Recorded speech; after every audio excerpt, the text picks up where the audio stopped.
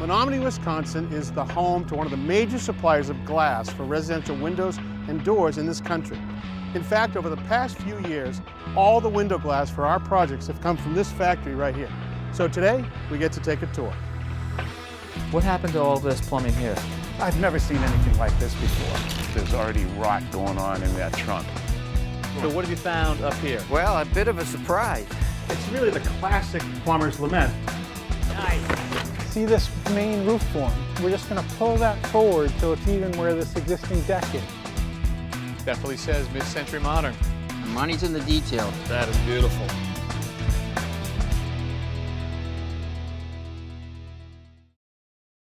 Hi there, I'm Kevin O'Connor and welcome back to this old house here in Brookline, Massachusetts, where we are working on this mid-century modern home originally built in 1957. As you can see, we continue to make good progress with the exterior siding. On the additions, the siding is going up horizontally, and we've got it both in painted and clear here on the front. And for the original building, which is right here in the middle, you can see that it has gone up vertically. That's the way we're going to keep it. Now that is a quintessential look of a mid-century modern house, as is all of the glass on this building. You can see we've got a lot of large asymmetrical windows all throughout the house. Now, even though we have been making glass for thousands of years, the way the glass is made for our new windows is even different from the way that they were made back in 1957. So Richard has gone to the Midwest to see the new technology that has come to glass. The first record of glass being manufactured goes back to 3000 BC. And since that long ago time, the process has always included superheating silica or sand, turning into molten glass. Then they either blew the glass or pulled it and shaped it and tried to turn it into flat sheets that could be used as windows. Well, in the 1950s, a technique was perfected called float glass. And float glass is how almost all windows on this planet are manufactured now, today.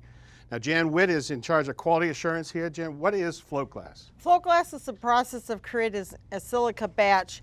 And we melt that material and float it over molten tin. Like a big river of glass that goes over the tin. Right. So we use about 60% sand. Our colored is our broken recycled glass. Oh, look at that. Yeah. That makes up about 25% of our batch. Okay. And then the remaining materials create the rest of So what do you got? The 12 different pieces of the recipe? 12 different ingredients that we mix together. Great. How do you bring it all together? Well, let's go see. All right. The materials that we just saw, this is how we bring them into the plant. A lot of them come in by rail. Some of them come in on semi. We store them into the large silo. Look at that. So we receive all of those materials and then we store them in our large silo. You can see the silo is split into 12 different pie-shaped compartments. Oh yeah, sand, limestone, all the ingredients. Right, and then They're we all weigh up up. there. And then we weigh up each of those materials individually on the scales. Once everything's weighed up, it dumps into the mixer.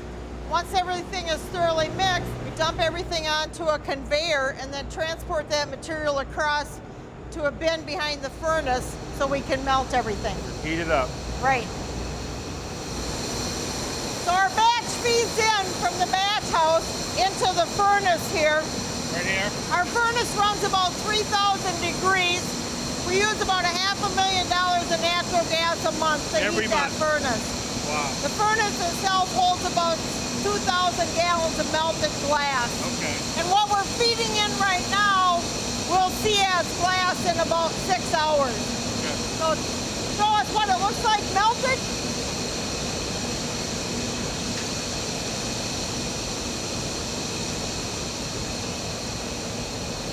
Oh, look at that. So it's already turned to goo. It's already turned molten. So this is all filled with molten glass? Yes. And when the glass comes to the canal, at this point it flows into the tin bath. In the tin bath, we melt tin. Varies between 2 and 4 inches in depth. Yeah. As the glass pours in, it's about 1/4 of an inch thick. It spreads out over that molten tin.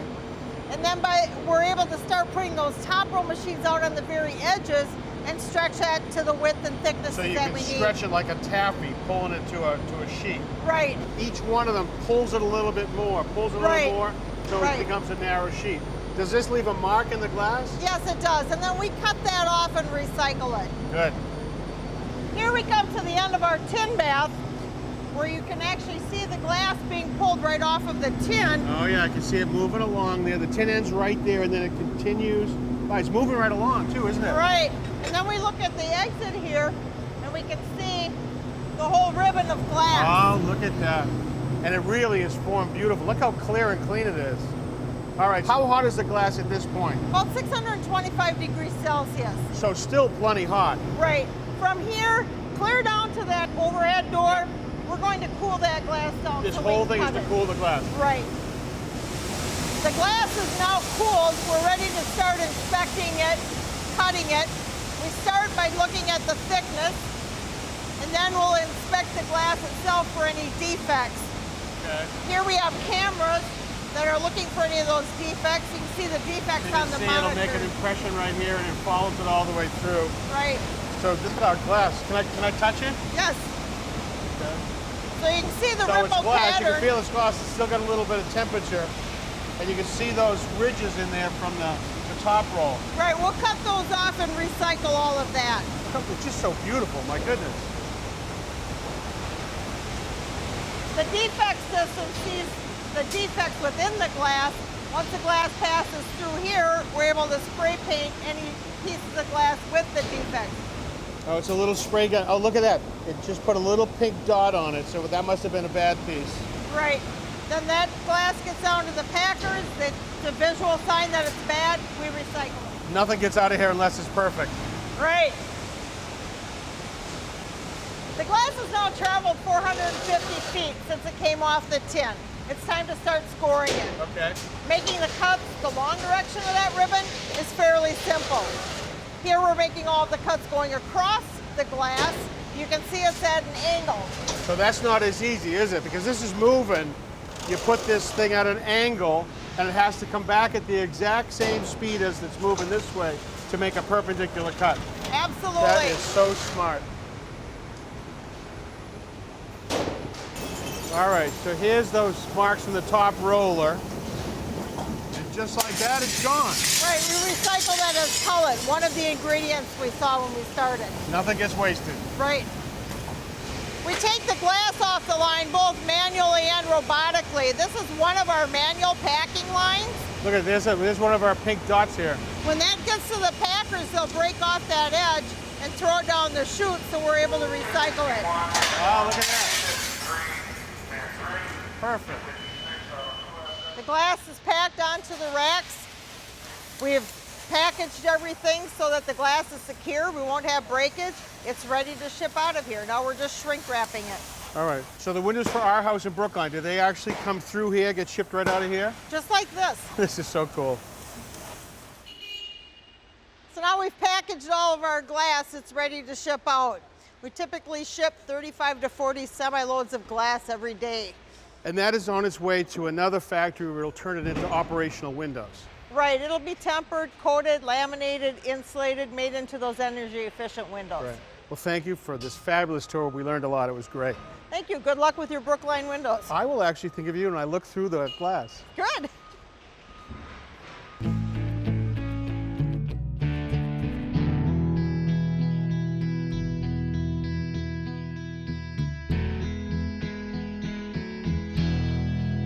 Windows were shipped directly to us from Minnesota. You can see that the bank of kitchen windows are already in, and the biggest window in the entire house going up right here is going in today. Hey guys, Steve, Tommy, Kevin. Carly. Hey, Kevin. How are you? All right. Boy, that's a big window, right? It's going to be above a wall of glass. These are going to be accordion doors. And what's the Right. dimension of this, Tommy? Well, it's 13.3 long. Yeah. It's about 43 inches high on that side, down to 18.5 inches on that side, and that's to make the pitch of the roof. Right. It's made up of 4 separate units that are all mulled together. Yep. And like I said, that will follow the pitch. And we've got 2 panes of glass. Double pane insulated glass, aluminum clad on the outside, and painted wood on the inside. Nice. And so first process here is to get some weather stripping down? Yeah, we want to seal up the inside of the opening, wrap it around onto the face of the sheathing. So we're going to put some tape on first. We're going to start at the bottom and work our way up. We want to seal this cut To do that, we're going to use a different kind of tape. This is flexible, so we're going to start on the bottom and work our way up. And now we can stretch this tape right around and bend it to seal that crack.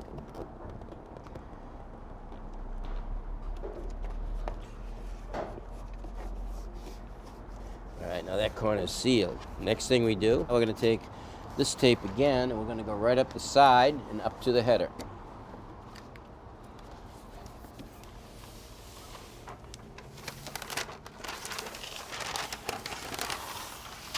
All right, I think we're ready for the window. Ready? 1, 2, 3. Up. Down to you, Steve. Down to you. All right, so put your bar in down there and just pull it over. That's it? Okay, we can nail it off. So we're gonna put a nail in every one of these holes. We're gonna retape over this nailing flange and tight to the window. Before I do that, I'm gonna fill this gap right here with caulking.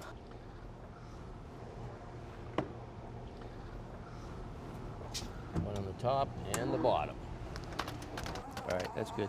I want to get the tape under the window. I want to get it up under the flange like that, right there. Roll it right around that little corner to fill that joint.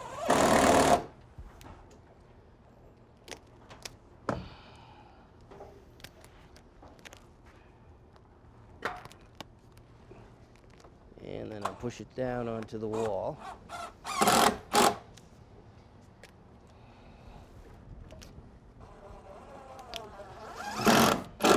Tight like that.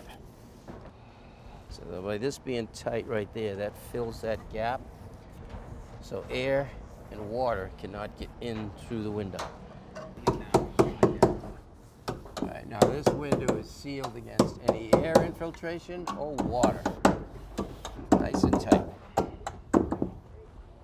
All right, you get all those flanges screwed off, Kevin? That's the last one right there. All right, good. All tipped back, all screwed in. All right, so let's get all these ladders and these staging out of here. We can get going on this door, close this place up, because it's starting to get cold. Looks good already, Tommy. Yeah, Nice. big difference.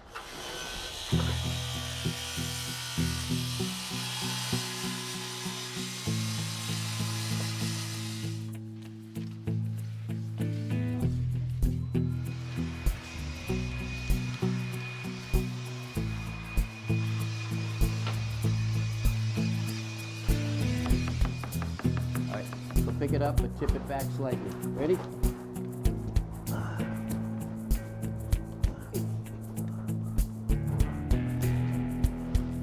Gotta go to you. A little more to you. Wait a minute. Bend it up. All right, gonna bend the flange out. Let's see if it just goes in. Look at that.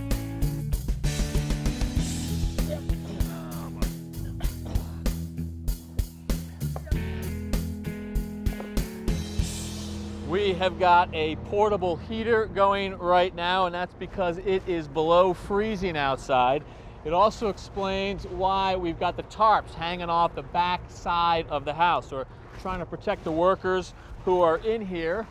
This is quite an operation. Hey, Mauro. Kevin, how you doing? You are one of the workers we're trying to protect. We are trying to heat it up in here because you've got to paint the house. Actually, not technically paint, right? That's actually paint. What you see here is a full body solid stain. Full body solid stain Exactly. on the vertical siding, vertical which is the boards. original house. Yeah, absolutely. And then right next to it, we've got the horizontal siding. Right here we have the clear cedar, and what the homeowners want is a semi-transparent stain, Yep. which will show us a lot of the grain and some color showing. That coming through. combination of the two different colors is pretty typical for a mid-century modern house. And I think Absolutely. they've nailed it there. Let's talk about the protection, though, that we get from each.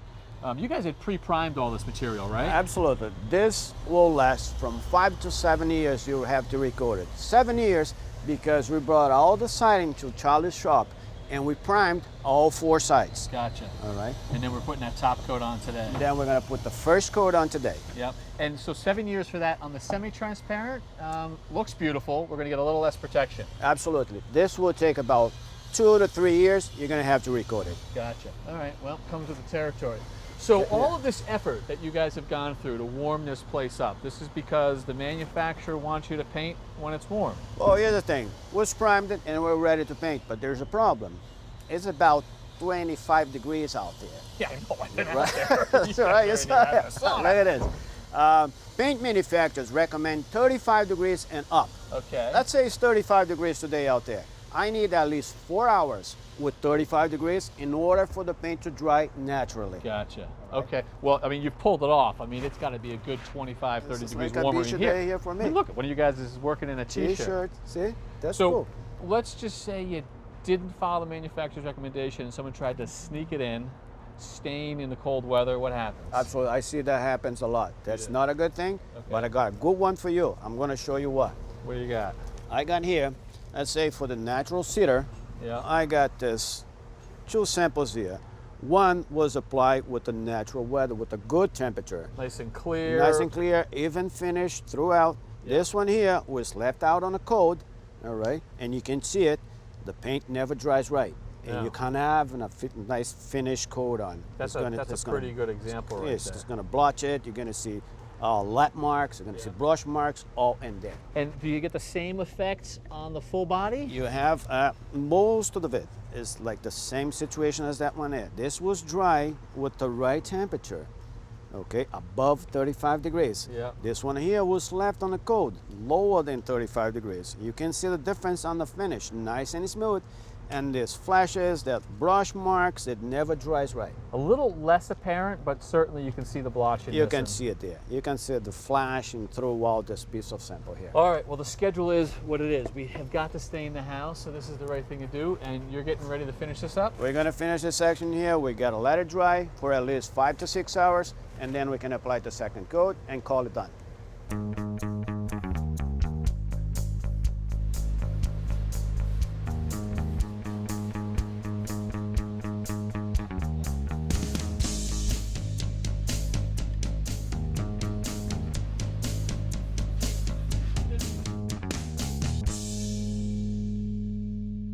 This small driveway allows us access into the garage right here. But as you can see, it pitches from a high point here at the street down towards the building. So any rainwater needs to be collected by this trench drain right here. The trench drain is going to tie into these big storage tanks, these stormwater tanks that were installed just this week. That'll handle the rain.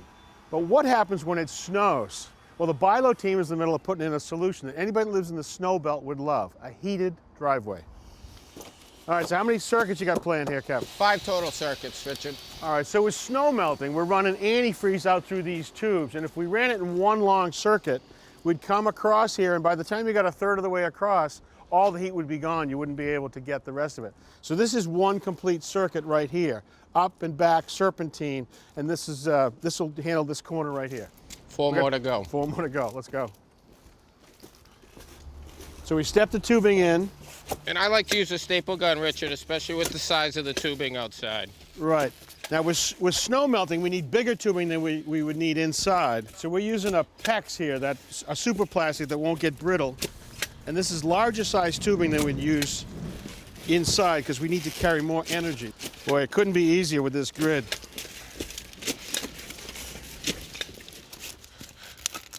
Here we go. That'll work.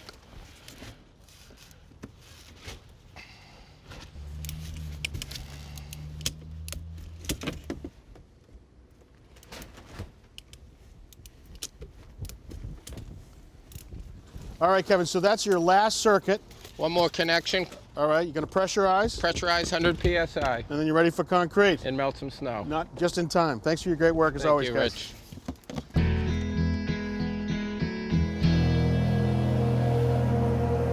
Last week, we installed a fairly elaborate storm water treatment system. It's a couple tanks buried under the eventual driveway, and that's to handle all of the rainwater runoff that comes from this project. And today, Roger and his guys are installing another component of that treatment system. Hey, Jen. Hey, Kevin. And I guess sort of unsuspectingly, the other part of that system is a patio. This whole area is going to be a patio, Right. Like a sunken patio. So they'll come out of the doors and then walk down into this little sanctuary, right? Yep. All this will be permeable pavers in the Okay. middle, And then out here, they're gonna have a sitting wall, and that'll kind of confine the area. Separate the street from Yeah. the private space. This is going to be eventually the front of the house. Correct. So this Yeah. will be sitting wall, then you'll have plantings to add for some privacy, and then a fence along the roadside. Okay. And so patio goes from, I see a yellow line there, from that corner, how far over to here? It goes all the way over to this little bump out in the house. Yep. And then, so it's a pretty big area. And this whole area is going to be permeable pavers, right? So this whole drainage system that we've done over there, everything is going to go to that. All the downspouts are connected, and there's about 40 tons of crushed stone here. Right here, underneath. All of this. And beneath that are perforated pipes. There's 2 of them. So the water will go through the stone to the perforated pipes, send it out to the tank. Gotcha. So you keep talking about permeable pavers. You were on the shopping trip. Yep. These have been on the job site for a little bit. This is not permeable. That's a big hunkin' piece of concrete, 2 inches thick. Water is not going to go through that. It's definitely not going to go through that. What makes this permeable is the spacers, the joints, and the water will travel through the joints through the perforated stone, through the stone into the drainage. Got it. All right, well, let's see how Roger and his guys are putting it in. Okay, so this is all coming together. These are the concrete pavers that are all put down in this running bond pattern. Yep. They're also going to continue as a walkway over to the front door. So that's going to be the connection point in this patio. And then coming out this way, so this is the end of the patio, and this is where this stone sitting wall is. It's actually not stone, it's a concrete sitting wall. Similar material, just different dimension. Correct. And it's going to be 18, 22 inches high, so it'll act as additional seating. Nice. Okay, with most of the patio set, we are just taking sweep some of the material we've been using for bedding to fill in all the joints. Just taking work it back and forth. And when we're done, you can't even tell there was a joint there. And so all the water is just going to filter right through that stone down into the ground, into our drainage system. That's the plan.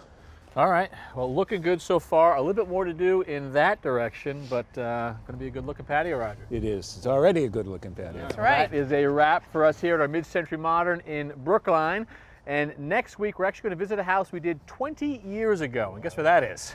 Where? Key West, Florida. Can I go? Oh, no, I'm going. So until then, I'm Kevin O'Connor I'm Roger Cook. I'm Jenn and Roger. for this old house here in Brookline. Sure, let's go someplace cold for a change. Key West. I want to go. They bring shorts or a bathing suit?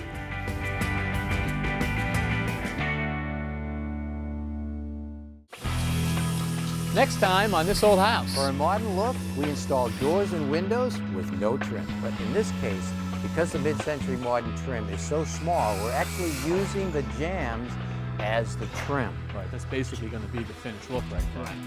We're installing modern cabinets the old-fashioned way. It's pretty close. Front.